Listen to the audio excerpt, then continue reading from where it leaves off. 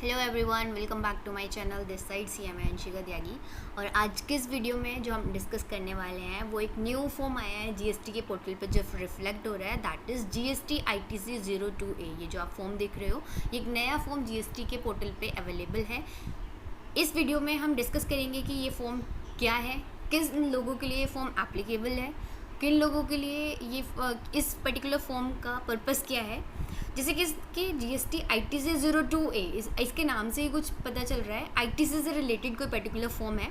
तो इसमें हम क्या कर सकते हैं, अगर हम इसकी हेडिंग पढ़ें तो इसमें लिखा हुआ है declaration of transfer of ITC pursuant to registration under subsection 2 of the section 25। Basically section 25 क्या होता है, प्रोसीजर फॉर रजिस्ट्रेशन। तो आप क्या कर सकते हो, प्रोसीजर फॉर रजिस्ट्रेशन, अगर आपने कोई रजिस्ट्रेशन लिया है तो आप क्या कर सकते हो, डिक्लेयर कर सकते हो ट्रांसफ़र ऑफ ITC। आप ट्रांसफ़र कर सकते हो ITC का। तो इससे तो ये समझ के ये इस हेडिंग को पढ़ने से तो ये समझ में आ रहा है कि हम ITC को ट्रांसफ़र कर सकते हैं। लेकिन क्या है, कौन लोग इसको यूज़ कर सकते हैं, क्या इसका पूरा कंसेप्ट है, इसके लिए मैं आपको लेके चलती हूँ रूल 41A पर। बेसिकली क्या है, जैसे अभी कुछ दिन पहले GST PMT 09 के बारे एक फॉर्म अवेलेबल हुआ था पोर्टल पे। तो क्या था कि GST PMT 09 के बारे में ऑलरेडी प्रोविजंस में डिस्कस किया हुआ था कि अगर गलती से कोई टैक्स आपको फॉर एग्जांपल आपको IGST सबमिट करना था, लेकिन आपने CGST SGST जमा करा दिया, तो आप उसको ट्रांसफ़र कर सकते थे। ऐसा प्रोविजंस में पहले से लिखा था, लेकिन उसके रिगार्डिंग कोई फॉर्म अवेलेबल नहीं था। तो अभी कुछ दिन पहले GST PMT 09 GST पोर्टल पे अवेलेबल हो गया था। इसी तरीके से ये भी ITC 02A फॉर्म जो है, इसका पहले से रूल्स में डिस्कशन किया हुआ है। रूल 41A जो मैं अभी आपको बता रही थी, उस पूरे रूल को हम पूरा पढ़ेंगे ताकि हमें समझ में आ सके। उस रूल को पढ़ने के बाद ही हमें समझ में आएगा कि इस फॉर्म का पर्पस क्या है, कौन इसको यूज़ कर सकता है, क्या इसका टाइम पीरियड है, सब हम डिस्कस करेंगे रूल में। तो इसी तरीके से रूल में इसके बारे में पहले से डिस्कस किया हुआ था, लेकिन उसके अभी तक ये फॉर्म अवेलेबल नहीं हुआ था। फाइनली ये फॉर्म अवेलेबल हो गया है पोर्टल पे। सो अब हम चलते हैं रूल 41A के बारे में डिस्कस करेंगे, जिसमें हमें इसकी पूरी जानकारी मिलेगी। सो वीडियो के एंड तक बने रहिए। वन मोर थिंग, स्टार्ट करने से पहले मैं आप लोगों से रिक्वेस्ट करना चाह रही हूँ कि जो भी इस वीडियो को देख रहे हैं, I request to each and everyone कि प्लीज़ चैनल को सब्सक्राइब कर लीजिए, क्योंकि रिलेटेड अपडेटेड वीडियोज़ आपको एकदम से यहाँ पे इस चैनल पे मिल जाती हैं। और अगर आप CA CMA CS स्टूडेंट हो, या फिर क्वालिफाइड हो, या फिर आप GST में कुछ प्रैक्टिस कर रहे हो, BCom क्वालिफाइड हो, तो आप लोगों के लिए तो इस चैनल पे इतना सारा कंटेंट है, हमेशा बेनिफिशियल रहेगा। बेसिकली मैंने एनालाइज़ किया था, तो मुझे पता चलता है कि जो मेरी वीडियोस देखते हैं, वीडियोस देखते हैं उनमें से 80% वो पीपल होते हैं जिन्होंने सब्सक्राइब नहीं किया हुआ था। So I request to each and everyone please subscribe my channel and like the video. अगर आपको अच्छा लगता है तो शेयर भी कीजिए दूसरों लोगों के साथ, ताकि और लोग भी अपडेट हो सकें। So now we are going to discuss about the what is rule 41A, जिसमें इसके बारे में डिस्कस किया हुआ है। तो अब हम रूल 41A को पढ़ने जा रहे हैं। तो यहाँ पे लिखा हुआ है रूल 41A में, transfer of credit on obtaining separate registration for multiple places of business with in a state और यूनियन टेरिटरी। तो हेडिंग से हमें ये समझ में आ रहा है कि अगर आपने सेम स्टेट में एक रजिस्ट्रेशन से ज़्यादा रजिस्ट्रेशन ले लिए हैं, बेसिकली रूल होते हैं कि आप एक स्टेट में एक रजिस्ट्रेशन ले सकते हो, लेकिन अगर आपने एक स्टेट में एक से ज़्यादा रजिस्ट्रेशन लिए हैं, एक से ज़्यादा एंटिटीज़ के लिए रजिस्ट्रेशन लिए हैं, तो आप क्रेडिट को एक एंटिटी से दूसरी एंटिटी में ट्रांसफ़र कर सकते हो। ठीक है, अब हम पढ़ते हैं इसमें कंडीशन क्या। A registered person who has obtained separate registration, a registered person who has obtained separate registration of multiple places of business in accordance with the provision of rule 11। आपको रूल 11 को भी पढ़ना है कि रूल 11 के provisions के according आपने registration लिया होना चाहिए। And who intended to transfer either wholly or partly the unutilised input tax credit lying in the electronic credit ledger to any or all of the new registered places of business shall furnish within the period of 30 days for obtaining such registration the detail inform GSTR 2A electronically on the common portal either directly or through a facilitation central notified in this behalf by the commissioner। so basically इस paragraph में क्या लिखा हुआ है कि एक registered person जिसने separate registrations लिए हैं, मतलब कि एक ही स्टेट में सेपरेट रजिस्ट्रेशन ले रखे हैं, तो वो क्या कर सकता है, और वो ट्रांसफ़र करना चाहता है। क्या ट्रांसफ़र करना चाहते हैं? Input tax credit. कौन सा इनपुट टैक्स क्रेडिट? जो उसके इलेक्ट्रॉनिक क्रेडिट लेजर में पड़ा हुआ है। किसको ट्रांसफ़र करना चाहते हैं? टू एनी और all of the new registered places of business.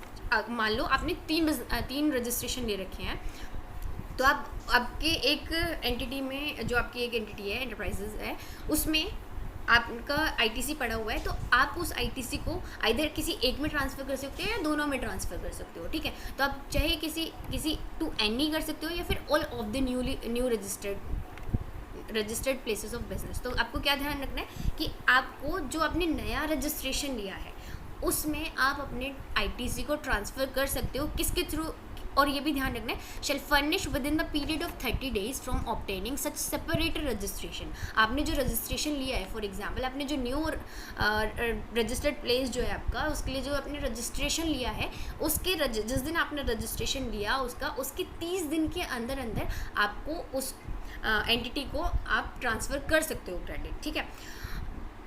और किस फॉर्म में करना है, फॉर्म GST ITC 02A के थ्रू आप इलेक्ट्रॉनिकली अमाउंट ट्रांसफ़र कर सकते हो।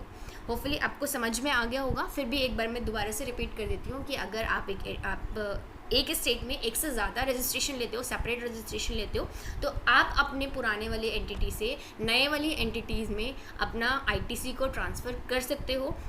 अब ये भी क्वेश्चन, और कितने दिन में ट्रांसफ़र करना है आपको, 30 डेज़, जिस दिन आपने रजिस्ट्रेशन लिया है उसके 30 डेज़ के अंदर अंदर आपको वो ट्रांसफ़र करना है। अगर 30 डेज़ लैप्स हो जाते हैं रजिस्ट्रेशन के बाद, तो आप फिर उस एंटिटी में किसी दूसरी एंटिटी से ट्रांसफ़र नहीं करा सकते हो आईटीसी को, ठीक है।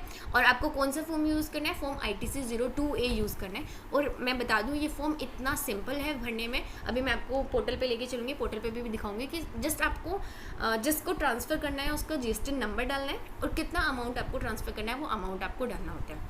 नीचे कुछ भी लिखा है वो भी पढ़ लेते हैं।